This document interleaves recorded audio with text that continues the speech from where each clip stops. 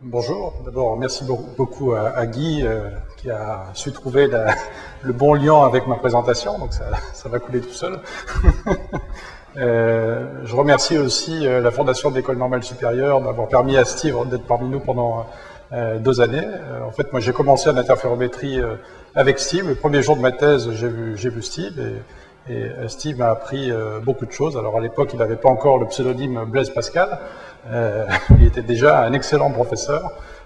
Donc j'ai beaucoup bénéficié de son séjour ici à Paris et à Meudon. On a pu beaucoup travailler ensemble. Donc Steve m'a demandé de donner une petite vue de quelques aspects des futures instrumentations en interférométrie coronographie. Il y a des gens qui sont beaucoup plus compétents que moi ici en coronographie, donc je me suis concentré sur la partie interférométrique. Et vraiment, on verra ça à travers une toute petite lucarne. Il y aurait beaucoup plus de choses à expliquer. Je dirais quelques mots de la coronographie tout à la fin quand même.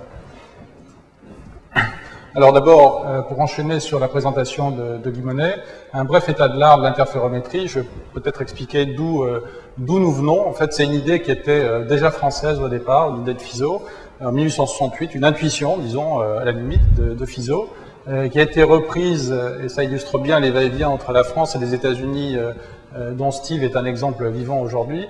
Ça a été repris ensuite par Albert Michelson aux États-Unis, qui a formalisé la théorie et qui a fait la première mesure interférométrique, mais sur des satellites de Jupiter. Et comme le disait Guy, à l'époque, on faisait essentiellement des mesures de diamètre. Et il a pu mesurer les satellites de Jupiter, leur diamètre, qu'on connaissait déjà. Donc ça a permis de vérifier, de montrer que la technique fonctionnait bien. Le même Michelson, ensuite, a commencé à séparer des étoiles binaires, des étoiles doubles, qui n'étaient pas résolues encore à l'époque, et a fait la première mesure avec son collègue Pise de l'étoile Betelgeuse, du diamètre de l'étoile Betelgeuse, en 1921, au Mont Wilson, là où travaille en partie Steve aujourd'hui. Alors voilà l'interféromètre de l'époque. Alors c'était pas encore le VLTI ou le VLTI. C'était un peu plus simple, c'était simplement une poutre, le simplement étant un peu exagéré ici, parce que c'était vraiment compliqué à l'époque, une poutre posée sur l'araignée du télescope, avec 2 miroirs qui permettaient de guider la lumière vers le télescope, et qui faisaient donc 2 ouvertures, et on obtenait ainsi des franges. Voilà le principe. En fait, le télescope est utilisé ici comme un recombinateur, il va focaliser la lumière, mais la lumière provient de 2 trous essentiellement, les 2 trous simulés par les 2 miroirs ici, et on obtient des franges comme ça. Donc ça, c'était l'interféromètre de Michelson. Ça devait être une sacrée performance parce que tout bougeait, la turbulence, etc. Et donc il fallait avoir un œil extrêmement exercé pour faire des mesures avec un système pareil, mesures qu'il a parfaitement faites et qui sont confirmées aujourd'hui avec une très bonne précision. Bon, il a fallu après attendre pas mal d'années et Antoine Laderry en 1974 pour vraiment obtenir des franges avec 2 télescopes séparés. Donc c'est la naissance de l'interférométrie moderne. Alors ça paraît un peu bizarre, on dirait une cabane à chantier, mais en fait ça a été fait avec des moyens extrêmement modestes. C'était beaucoup d'huile de coude et la persévérance d'un astronome et de son équipe. Mais avec cet instrument-là, ils ont réussi à obtenir des franges sur une étoile, c'était Vega en l'occurrence, et à relancer la mécanique de l'interférométrie dans le monde pour donner ensuite un élan qui a continué aux États-Unis et en France, en Europe. En Europe, je pense que ça a été l'acte fondateur aussi du VLTI quand on regarde un peu en arrière. Voilà. Alors aujourd'hui, on a vu le VLTI, on viendra un peu plus tard sur cet interféromètre. Voici un autre exemple d'interféromètre. En fait, c'est celui qui est la base la plus longue aujourd'hui avec un interféromètre en Australie, mais qui ne peut pas vraiment être mis sur le même plan. C'est l'interféromètre du Mont Wilson, qui doit beaucoup à Steve. Vous voyez, il y a 6 petits télescopes, petits télescopes, c'est des télescopes de l'ordre du mètre, c'est 1 mètre, 1 mètre, je ne sais plus, de diamètre, donc ça commence à être des beaux télescopes quand même, répartis sur des bases en Y, comme ça, 330 mètres, qui permettent d'avoir une résolution vraiment extrêmement perçante. Steve, je crois que tu as conçu, tu as dû concevoir la moitié de cet interféromètre à peu près. À peu près. Au moins la moitié, oui. Au moins la moitié. Oui, parce qu'il dort quand même. Et la meilleure. Alors, ça sert à faire des mesures. Alors, voici un exemple de mesure. C'est comme ça qu'on déduit des diamètres. En fait, on compare. Ce qu'on fait, c'est qu'on mesure des franges d'interférence. On mesure le contraste, c'est-à-dire la hauteur normalisée des franges. Et puis, on trace ces mesures en fonction de la base de l'interféromètre, donc la distance entre les télescopes, qu'on appelle en langage riche la fréquence spatiale. Alors, je ne peux pas expliquer ici pourquoi, mais en gros c'est la base normalisée par la longueur d'onde. Plus on va loin en fréquence spatiale et plus la résolution est importante.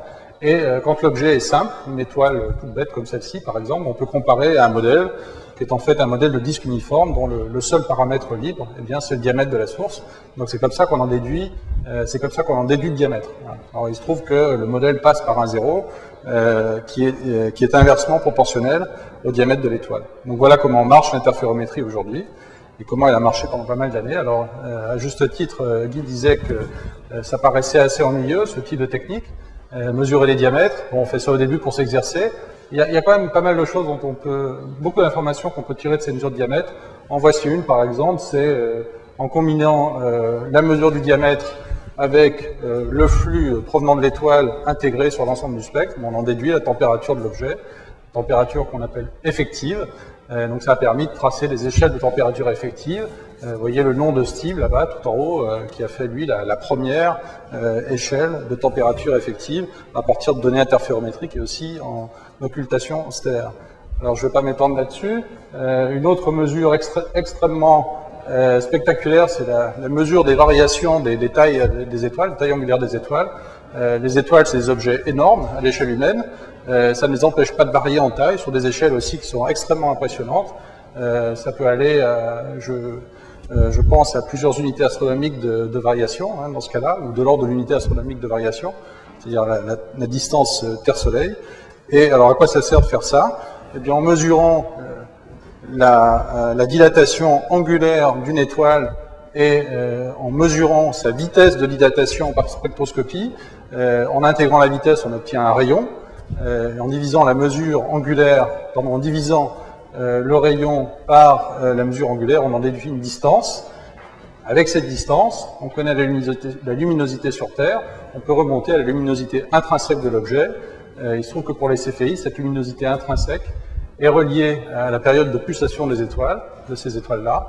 Donc si on obtient cette relation, on peut fonctionner à l'envers et en déduire la distance qui nous sépare de ces objets. Donc ça a une importance cosmologique parce que ça permet d'établir une distance, une échelle de distance dans l'univers. On a vu qu'on avait une échelle de température. Maintenant, on dispose d'une échelle de distance grâce à ces mesures. Guy a déjà passé cette mesure. Moi, je la trouve absolument géniale. Enfin, je ne sais pas si vous aviez rêvé d'une étoile comme ça, moi jamais, mais avant de le voir, c'est pas évident. Donc il y a des étoiles qui sont presque des disques en fait. Voilà. Alors, on a vu Chara tout à l'heure. Un autre grand système, c'est le VLTI dont Guy a abondamment parlé. L'interféromètre Keck également. C'est un peu le même principe que celui du VLTI. Au lieu d'avoir 4 télescopes de 8 mètres, ils en ont 2 de 8 mètres. Et puis, on l'espère pour eux, un jour, ils auront également des télescopes de 1,80 m qui sont également prévus. On pourra faire de l'imagerie comme nous le faisons en Europe. Alors, pourquoi avons-nous des besoins futurs? Alors c'est marrant parce que je fais passer à peu près les mêmes images que les tiennes, mais avec un discours différent. Toi tu as dit qu'est-ce qu'on va pouvoir faire, moi je vais dire qu'est-ce qu'on peut pas faire. En fait, ce qu'on aimerait bien faire, aujourd'hui on mesure des diamètres, mais on aimerait bien faire des images notamment. On aimerait bien savoir à quoi ressemblent les étoiles, tout bêtement on peut répondre à des questions très compliquées, mais à des questions très simples aussi. Est-ce que les étoiles, ce sont des objets, ce sont des disques sans trop de détails, ou est-ce que ce sont des étoiles comme notre Soleil finalement, avec une multitude de tâches qui bouillonnent sur des échelles de temps très courtes? Pour répondre à cette question-là, il faut faire une image avec beaucoup de résolution angulaire, pour voir beaucoup de détails. Alors voici le cas de Betelgeuse, c'est une étoile dont la photosphère est la plus grosse vue depuis la Terre. Vous avez ici une image faite par une technique interférométrique sur un télescope unique, mais c'est une technique interférométrique qui laisse deviner peut-être des taches à la surface de cette étoile. Je rappelle que c'est la plus grosse, vous voyez, on arrive à deviner des taches. Là, c'est une image faite avec le télescope Hubble dans l'espace, dans l'ultraviolet. On voit une dissymétrie, c'est-à-dire qu'on voit que c'est pas rond. Hein. Vous m'accorderez que c'est pas tout à fait rond, c'est pas encore carré, mais ça reste encore rond, mais avec une petite dissymétrie aussi, qui serait la signature de l'une de ces taches. Hein. Et en fait, ben voilà ce qu'on cherche. Donc on n'est pas tout à fait rendu, il y a encore pas mal de travail pour arriver à ça, et la grosse partie du travail, c'est essentiellement d'augmenter la longueur des systèmes, la longueur des bases, pour augmenter la résolution, et puis augmenter le nombre de télescopes, pour augmenter le nombre de pixels qu'on va pouvoir mettre dans cette image. C'est pas énorme, je peux pas te le dire, mais ça c'est dans le visible, je crois que c'est dans H alpha. Ça doit être de l'ordre de 10% maximum. C'est pas énorme. Grand maximum. Donc ça, ce que je vous ai montré, là, c'est l'étoile la plus grosse, enfin la photosphère la plus grosse. Elle fait 50 millisecondes d'angle. Alors la milliseconde, c'est une unité un peu barbare. La seconde d'angle, c'est 1/60e de la minute. Et 30 minutes, c'est le Soleil. Donc la milliseconde, c'est 1/1000e de la seconde d'angle. Ça fait beaucoup moins que le Soleil. Voilà. Et l'étoile la plus grosse, c'est Betelgeuse, c'est 50-40 millisecondes d'angle. Les étoiles qui font entre 30 et 50 millisecondes d'angle, il y en a 2 poignées, à peu près. C'est pas énorme. Hein. Alors déjà, pour ces étoiles-là, on a beaucoup de mal avec les systèmes actuels, il faut aller plus loin. Maintenant, si on veut résoudre des objets qui sont encore plus petits, des objets tels que notre Soleil, à des distances pas très grandes, la taille caractéristique, c'est de l'ordre de la milliseconde d'angle. Eh bien, vous voyez, pour avoir une résolution, résoudre simplement une milliseconde d'angle, il faut, à un micron, il faut 200 mètres de base. Et pour faire une image, il faut résoudre des parties de cette photosphère. Si on veut faire une image de Betelgeuse, une belle image qui pourrait faire l'ouverture du 20h, avec une résolution, enfin avec 128 pixels par 128 pixels, eh bien, il faudrait une base ou un télescope de 500 mètres de diamètre. Vous voyez, c'est un peu ambitieux, mais c'est pas impossible. Donc, il faut, vous l'avez compris, aller vers des bases plus longues. Ça va être la teneur essentielle de mon discours. Guy vous a également parlé des noyaux actifs de galaxies. Alors, voilà à quoi ça ressemble. Ou plutôt, voilà l'image qu'on s'en fait actuellement, à savoir un trou noir ici au centre, autour duquel gravite un disque d'accrétion, beaucoup de matière, des étoiles, un tor, on appelle le tor de poussière ou le tor moléculaire, parce qu'il y a aussi du gaz. Et selon qu'on voit cet objet, puis j'ai oublié les jets, là, les jets radio, qu'on voit très bien, lorsqu'on regarde cet objet par la tranche ou par l'épaule, eh bien, l'objet change d'aspect, on masque le centre, on ne le masque pas, on appelle un AGN de type 1. Alors AGN, c'est noyau actif de galaxie en anglais, ou un AGN de type 2, si on le voit par le bord du disque. Nos collègues américains ont observé un AGN de type 1. Vous allez voir qu'il y a une complémentarité assez extraordinaire entre le VLTI et le Keck, de ce point de vue-là. L'AGN de type 1, on s'attend donc à ce que l'objet ne soit pas résolu, parce qu'on on voit directement les jets et le trou noir, donc la partie très ponctuelle. Et effectivement, on trouve un contraste de frange, là il est au carré, qui est de l'ordre de 100%. Quand le contraste est de 100%, c'est qu'on n'a rien vu, enfin tout est résolu, rien n'est résolu, pardon. L'objet est strictement ponctuel, donc c'est en accord avec ce qu'on pensait trouver. Donc on n'a pas beaucoup avancé. Et dans le cas du VLTI, l'objet lui est vu par la tranche, donc on traverse une quantité de matière plus importante. On s'attend à ce que l'objet soit résolu, ou en partie résolu. Et ici vous avez la visibilité. Tout à l'heure on avait 1, là on a des visibilités qui peuvent tomber même parfois jusqu'à 0. Donc on a vraiment vu le disque de poussière. Et en plus il se trouve qu'on est en mesure de dire que ce disque contient effectivement de la poussière. Alors, ces noyaux actifs de galaxies, on est encore très très loin d'aller voir l'environnement proche du trou noir. Donc, là aussi, comment faut-il faire? Ben, c'est pas compliqué, il faut des bases un peu plus longues, des bases extrêmement plus longues. Il y a un facteur 100 en fait, qui serait nécessaire pour aller voir le bord externe ou un facteur 50 pour aller voir le bord externe du disque d'accrétion. Alors, fort heureusement, le VLTI va venir à notre aide parce qu'on a un trou noir supermassif dans la banlieue du Soleil, au centre de notre galaxie. Et avec la deuxième génération du VLTI, comme le présentait Guy, on pourra même aller voir la dernière orbite stable qui se trouve à 3 rayons de Schwarzschild, grâce aux capacités interférométriques et surtout astrométriques du VLTI. Mais c'est le seul qu'on pourra examiner avec cette précision-là, avec le VLTI. Bon, on n'aimerait pas se retrouver dans le même cas qu'avec la Terre ou le Soleil. On aimerait bien avoir un deuxième exemple assez proche ou un peu différent pour pouvoir faire de la physique et voir si les lois de la physique sont les mêmes à peu près partout. Autre exemple sur lequel je vais passer très rapidement, eh bien, on souhaiterait aussi assister à la naissance des systèmes exoplanétaires, donc les systèmes comme le nôtre. La naissance, soit les détecter lorsqu'ils sont à l'âge adulte comme le nôtre, soit les détecter juste avant ou au cours de leur formation pour comprendre d'où vient notre planète.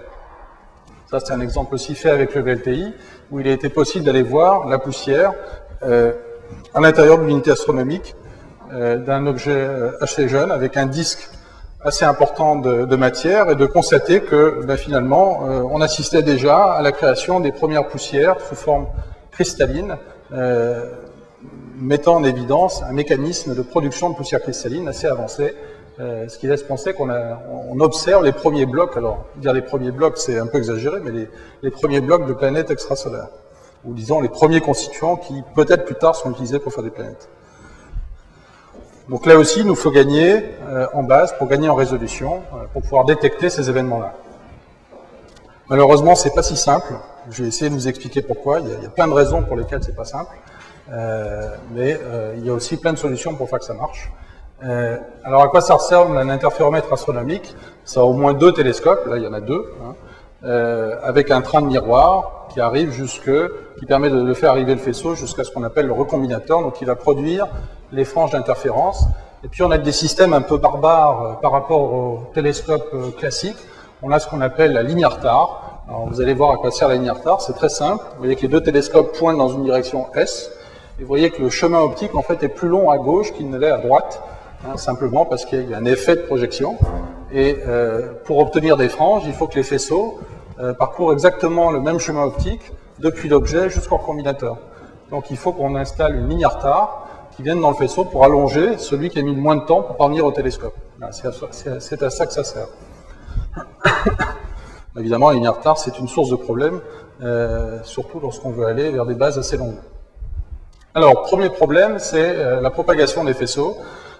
Qui dit grand instrument, dit distance de propagation assez importante, et qui dit propagation des faisceaux, en général, sur Terre, essentiellement, dit problème. Alors, problème de plusieurs ordres. Tout d'abord, vous voyez, sur le VLTI, pour 200 mètres de base, on a à peu près une trentaine de réflexions, entre le moment où on vient impacter le télescope et le moment où on fabrique des franges. 30 réflexions, ça fait beaucoup. Il est très difficile d'avoir des miroirs absolument parfaits. Il est très difficile d'avoir une atmosphère absolument parfaite. Et donc on détruit la qualité, ou on dégrade la qualité des faisceaux lorsqu'on fait se propager le faisceau avec une trentaine de réflexions.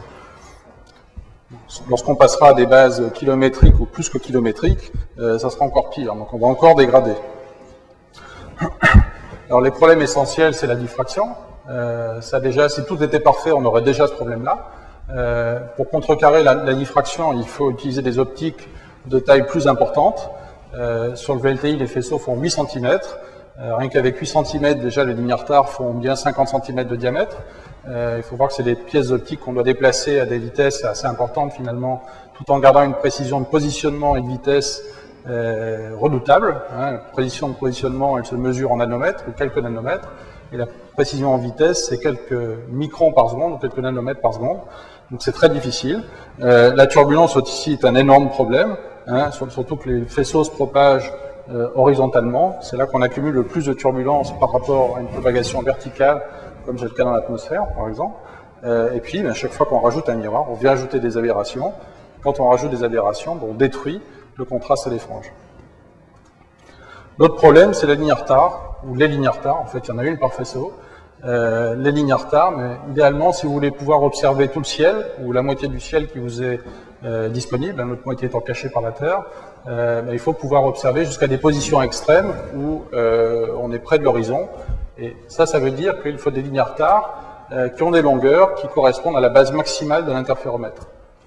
Donc sur le VLTI, c'est 120 mètres pour des bases de 200 mètres, ce qui veut dire qu'on va observer une partie du ciel. En fait, en pratique, on est limité par les turbulences. Plus on va observer bas sur l'horizon, plus la couche d'atmosphère va augmenter, donc plus la turbulence intégrée va augmenter et détruire la qualité des franges. Donc c'est pour ça qu'on se limite à 120 mètres, mais si on comprend bien que si on va vers un interféromètre de 5 km ou de 2 km, il va nous falloir des lignes Artar de plusieurs kilomètres, ou au moins de l'ordre de kilomètres. Ce qui est franchement pas simple. Je suppose que si on te demandait demain de faire une ligne Artar de 1 km, tu ne serais pas tout à fait content. Donc ça, c'est les premiers problèmes techniques. Maintenant, il y a d'autres types de problèmes. Malheureusement, nous devons étalonner nos mesures, c'est-à-dire comparer, obtenir des données interférométriques sur un objet dont on cherche à mesurer le contraste, mais à cause des pertes dues à la turbulence, des pertes dues au phénomène d'aberration optique, le contraste des franges n'est pas exactement celui de la source, il est inférieur, donc il faut mesurer de combien il est inférieur. Alors la seule façon qu'ont trouvé les gens depuis 1868, eh bien, c'est d'observer une étoile étalon. Alors un étalon, c'est quoi? C'est un objet dont on connaît parfaitement la lisibilité. Alors parfaitement, ça veut dire 1%, 0,5%, 0,1%. avec une très très bonne précision. Et c'est surtout un objet dont, pour connaître la visibilité de l'objet à cette précision-là, il faut que l'objet soit peu résolu ou pratiquement pas résolu, avec des visibilités de l'ordre de 90%, 80%. Alors qu'est-ce que ça veut dire? Comme le contraste des sources s'annule pour une base qui est inversement proportionnelle au diamètre de la source, si on veut observer sur une base qui est longue, il va falloir aller chercher des étalons encore plus petits, de plus en plus petits, et donc des étalons qui sont très faibles.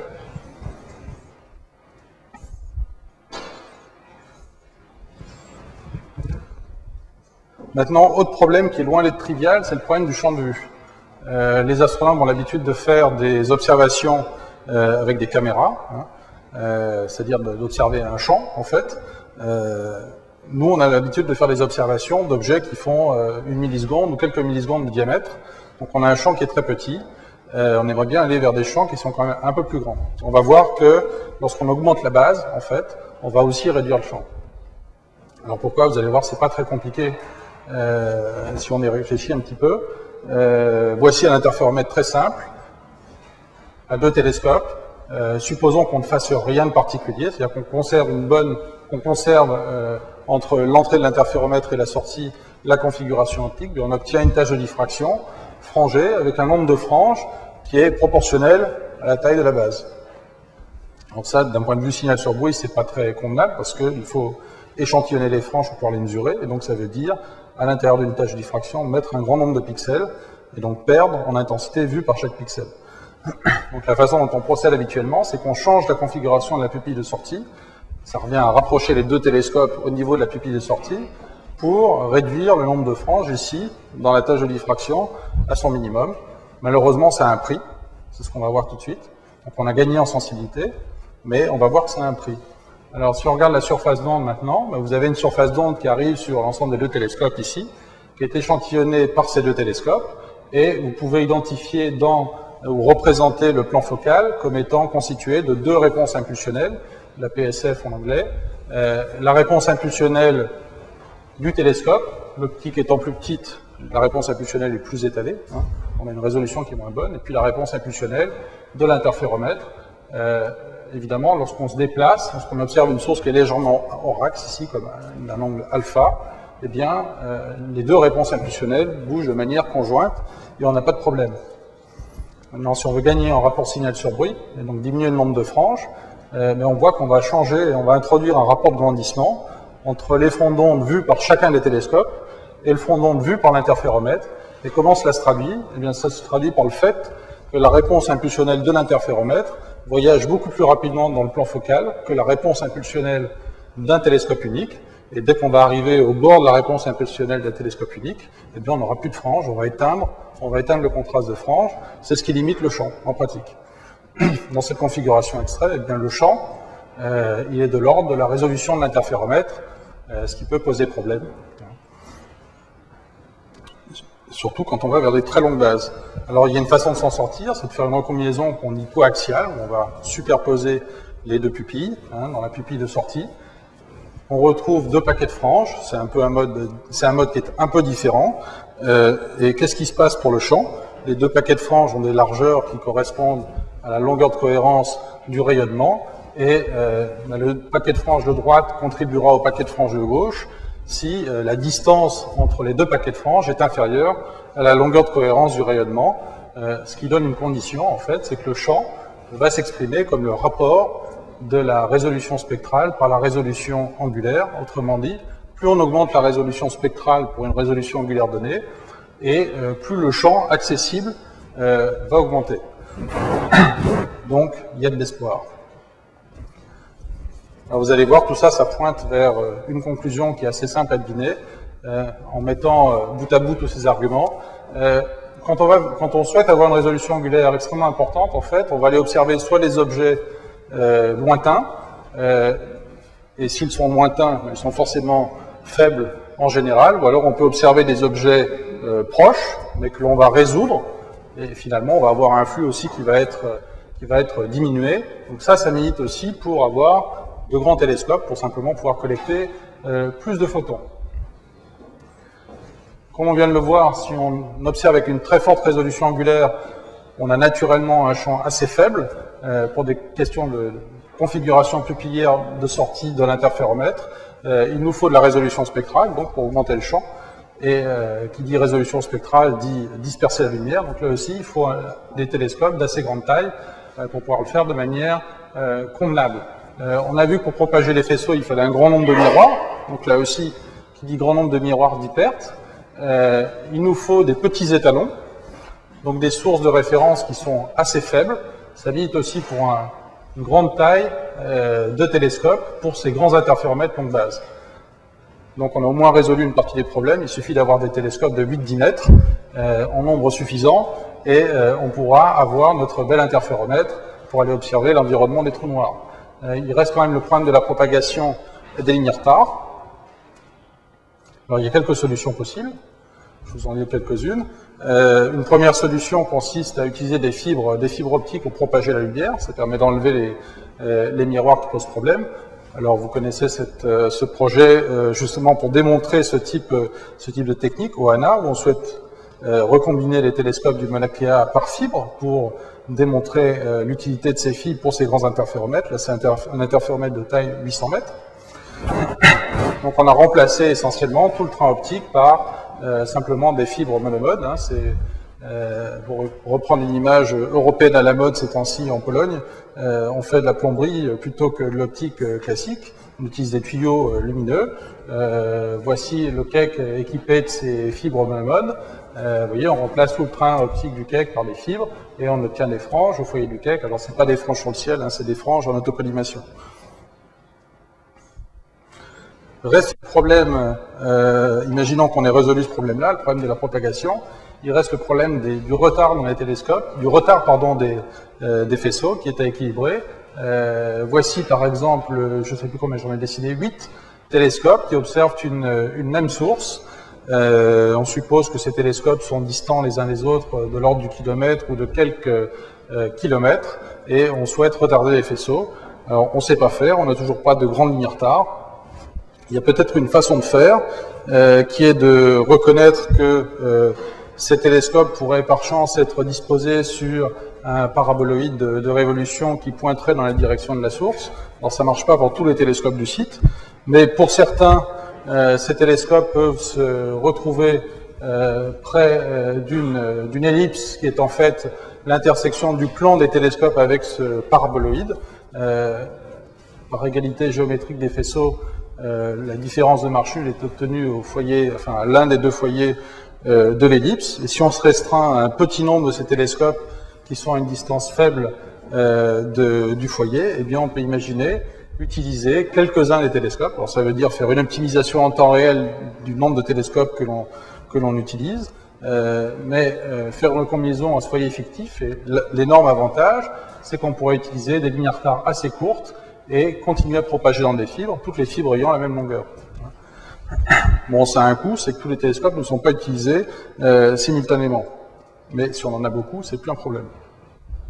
Alors une autre solution pour s'en sortir, pour sortir de ce problème de propagation des faisceaux et de retard des faisceaux, parce qu'en fait les deux sont liés, ben, ça consiste à utiliser des fibres qui ne seraient pas dispersantes. Il y a eu beaucoup d'efforts dans ce domaine, mais ça n'a jamais produit vraiment ce qu'on espérait. Il y a un effort récent qui est apparu avec des nouvelles classes de fibres, les fibres à cristaux photoniques. C'est des fibres qui sont essentiellement constituées d'air. Il y a de la silice mais de l'air, et la silice ça disperse, mais l'air ça ne disperse pas, ou très très peu, surtout dans l'infrarouge. Et donc ces fibres ont le potentiel en fait de ne pas être dispersantes, ce qui permettrait d'avoir des longueurs inégales de fibres pour faire notre interféromètre kilométrique ou décakilométrique. On sait faire d'autre part des lignes à retard fibrées, des modulateurs de différence de marge fibrés. Vous en avez un ici dans cet exemple-là. Si le petit cercle rouge veut bien apparaître, voilà. C'est simplement des fibres qui sont enroulées sur des céramiques piézoélectriques. On étire les céramiques piézoélectriques, on fait varier la longueur de fibre. On arrive à faire des retards comme ça de plusieurs dizaines de centimètres. En fait, je crois que le record est de l'ordre de 1 mètre à Limoges. Et si on utilise ces fibres, ces lignes à retard piézoélectriques couplées à une espèce d'aiguillage, hein, si les fibres n'ont pas de dispersion, alors à ce moment-là, on peut utiliser des longueurs asymétriques de fibres dans l'interféromètre.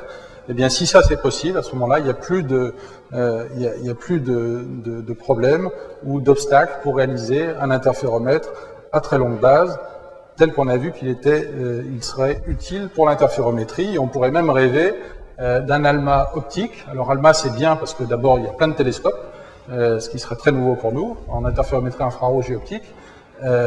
Ces télescopes permettent bien d'explorer le plan des fréquences spatiales de manière extrêmement efficace. On pourrait imaginer avoir des télescopes de 8 mètres en même nombre que ceux d'ALMA, qui est un nombre fluctuant, mais qui est de l'ordre de la cinquantaine. Si je dis pas de bêtises, c'était 64 et je crois qu'on converge vers 50. Voilà, alors j'avais dit que je parlerais de coronographie, je vais en parler maintenant à cette occasion-là. Il y a une autre fenêtre pour l'interférométrie qui est la fenêtre spatiale, qui est aussi très prometteuse. Antoine Labeyrie a eu une idée, comme d'habitude, assez géniale, à propos d'un nouveau mode de recombinaison qui s'appelle le mode de la pupille densifiée. Alors le mode de la pupille densifiée, ça consiste à pratiquer un zoom. Vous avez ici les deux versions. Ça, c'est la version classique FISO, et ça, c'est la version Labeyrie. Avec ces deux optiques-là, on fait un zoom sur les faisceaux, donc ça fait grossir individuellement les faisceaux. On va venir artificiellement reconstituer une pupille qui est pratiquement continue, donc sans vraiment de lacunes. L'énorme avantage, c'est qu'au lieu d'avoir, lorsqu'on utilise un grand nombre de télescopes, une forêt de pics, parce que les télescopes, tout simplement, sont très séparés ou très éloignés les uns des autres, on se retrouve finalement avec un seul pic. Alors on a vu qu'il y avait un prix à payer quant au champ observable instantanément. En fait, si on observe un objet qui est très ponctuel, une étoile à neutrons par exemple, ou au hasard une planète extrasolaire, eh bien c'est pas très grave, on n'a pas besoin d'un champ immense, on a besoin d'un champ essentiellement à la résolution du système, ou à quelques fois la résolution du système, et le fait d'avoir un pic, ben, ça permettrait précisément d'aller disposer un coronographe au foyer de cet interféromètre et d'éliminer la lumière de l'étoile pour voir la planète qui est autour. Et je conclurai sur ce très beau transparent emprunté à Antoine Labeyrie. On pourrait imaginer ainsi un superbe interféromètre spatial. Vous voyez, alors on ne parle plus de base kilométrique, mais de base de 150 km, avec quelques miroirs, 150 également, de 3 mètres de diamètre. Et ça permettrait, alors vous ne le voyez pas bien là, mais ça permettrait ainsi d'avoir une très très belle image d'une exotère. Voilà, merci beaucoup.